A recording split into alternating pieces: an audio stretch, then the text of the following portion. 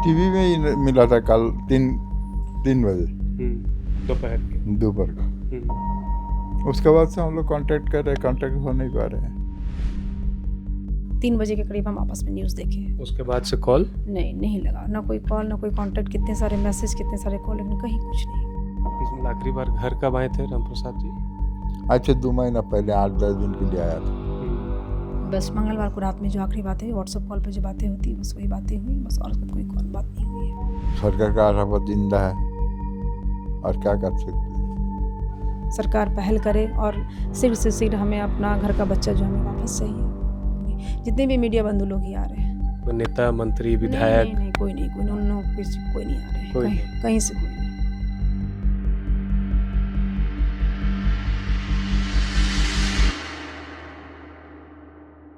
नेपाल में आई भीषण बाढ़ ने लाखों जिंदगियां तबाह कर दी है। कई लोग अब भी गुमशुदा हैं। भारत के सैकड़ों लोग भी नेपाल में मौजूद थे और राजधानी रांची के एक व्यक्ति है रामप्रसाद घोष।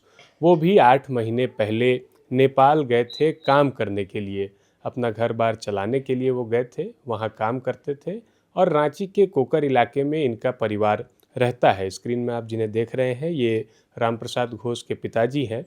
बाढ़ आने की सूचना मिलने के बाद इनका संपर्क अपने बेटे से अब तक नहीं हो पाया है। ये लगातार संपर्क करने की कोशिश कर रहे हैं लेकिन कोई भी संपर्क इनका नहीं हो पा रहा है। मन में डर है कि क्या हुआ क्या नहीं कुछ हुआ।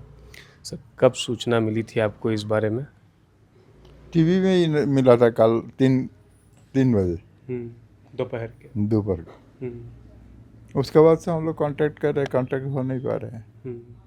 बस वैसे ही चल रहे हैं और कुछ नहीं।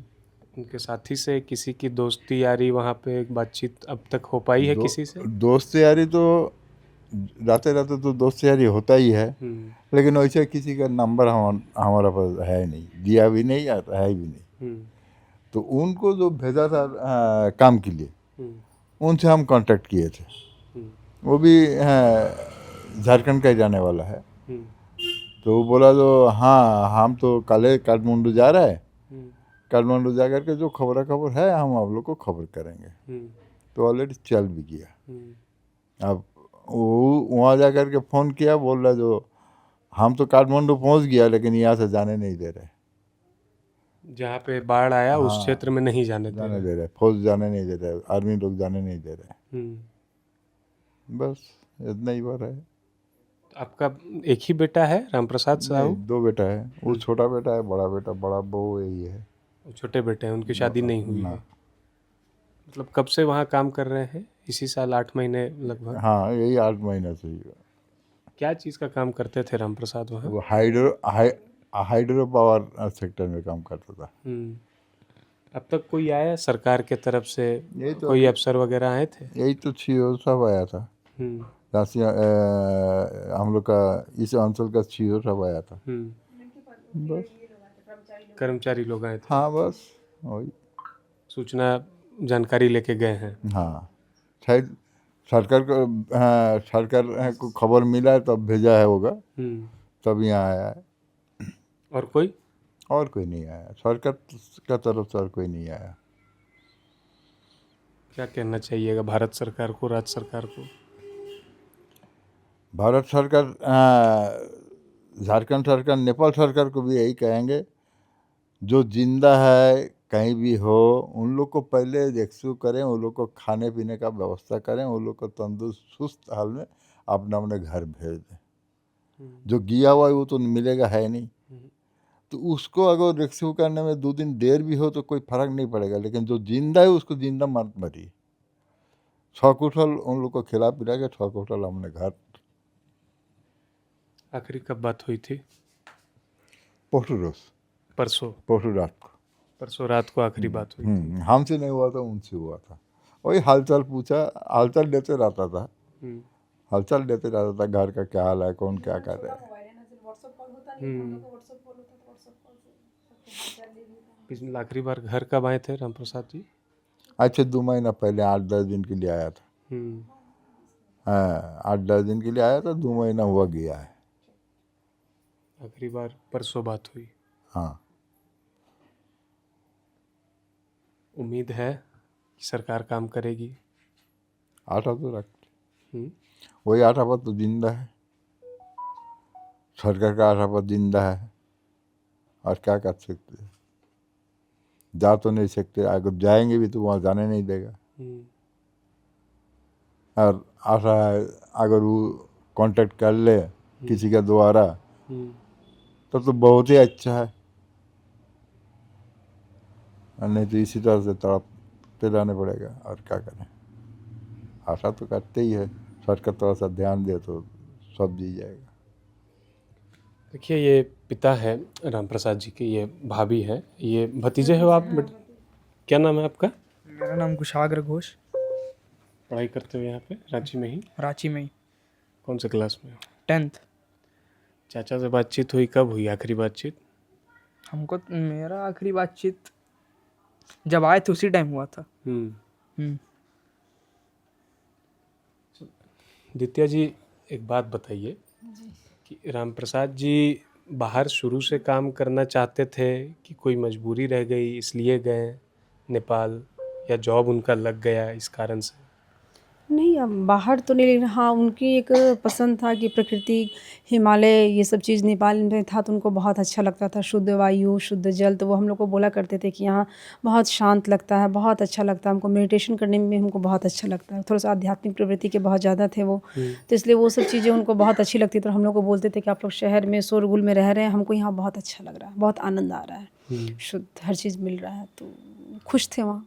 आप लोग अपने स्तर से क्या कोशिश कर रहे हैं? अपने स्तर से हम लोग पूरी कोशिश कर रहे हैं कि वहाँ जिस टीम के कुछ जैसे दीपक सिन्हा जी जानते हैं कि वो वहाँ गए हुए हैं, उनके भी कुछ और लोग हैं, तो कौन है उनसे दीपक सिन्हा? दीपक सिन्हा जी पी एम्बेसडर के क्या कहते हैं ऑनर हैं, तो उनके थ्रू भी बहुत सारे लोग वहाँ नेपाल उस पे प्रोजेक्ट पे काम चल रहा है। तो किस उनसे कंपनी में काम करते थे? ये तो कर रहे हैं, एंड्रीज के लिए कर रहे हैं, और लेकिन पी एम्बेसडर में भी बहुत सारे लोग हैं जो उनके थ्रू वहाँ पर हैं।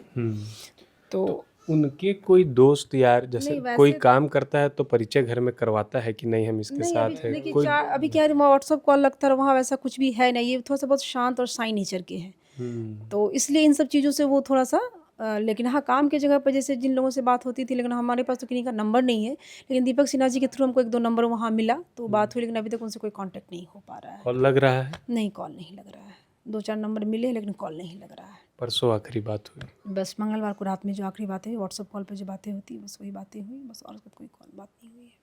कल जब आपने खबर देखी तो आपको मालूम था कि ये वहीं पे है राम प्रसाद साहू जहाँ बाढ़ आई है? जी, जी, हमें कैसे नहीं पता, हमारे घर का बच्चा है, तो राम प्रसाद जी अगर जहाँ हैं तो हमें तो पता होगा ना कि उनकी कहाँ पे चल रही है यूनिट, कहाँ पे है वो, नेपाल से किस जगह पे है, कितनी दूरी पे, तो हमें पता ही था।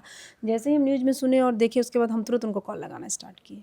3 बजे के करीब हम आपस में न्यूज़ देखे। उसके बाद से कॉल नहीं लगा, ना कोई कॉल, ना कोई कॉन्टैक्ट, कितने सारे मैसेज, कितने सारे कॉल, लेकिन कहीं कुछ नहीं। कंपनी से संपर्क किए? कंपनी के जितने भी लोग हैं तो कंपनी कुछ है ही नहीं, किन्हीं का नंबर नहीं, कुछ नहीं, सारा कंपनी का जितना इंफ्रास्ट्रक्चर सारा समाप्त है, कंपनी के लोग भी तो नहीं है वहाँ पे, सारे समाप्त हैं, कुछ दिख ही नहीं रहा है, सब बाढ़ में तबाह हो गए। सब बाढ़ में तबाह हो गए, कहीं कुछ नहीं दिख रहा है। टनल के अंदर 30-35 आदमी घुसा था, जो काम कर रहा था, वही लोग सकुशल जिंदा है जो कैनल के अंदर। हाँ, और बाहर में जितना था, कोई दौड़ के भागा, कोई पेड़ पर चढ़ के भागा, कोई पहाड़ के ऊपर चढ़ के भागा, कोई कहीं ऊंचा जगह में गया। वो लोग में से कोई 2-4 आदमी, 10 आदमी, 50 आदमी हाँ जिंदा है कि नहीं है वो भी नहीं कर सकते। तो उसी में से हमारा बेटा भी होगा। टनल के अंदर होता तो पता लग ही जाता था टनल के अंदर है, तो उसमें हमारा बेटा कहाँ है नहीं है कुछ पता नहीं चलता। कुछ पता नहीं चल पा रहा है। कोई आया मिलने अब तक? अब तक में तो कोई नहीं, गवर्नमेंट से की ओर से तो कुछ नहीं, वही अंचल के जो हैं वो एक आए हुए थे कर्मचारी के, अपना बोले कि उनका आधार कार्ड दे दीजिए, नाम उम लिख के गए कि उनको अपलोड करना है, बस, और तो कहीं कोई नहीं। जितने भी मीडिया बंधु लोग ही आ रहे हैं। कोई नेता, मंत्री, नहीं विधायक? नहीं, कोई नहीं, कोई नहीं आ रहे, कहीं से कोई नहीं।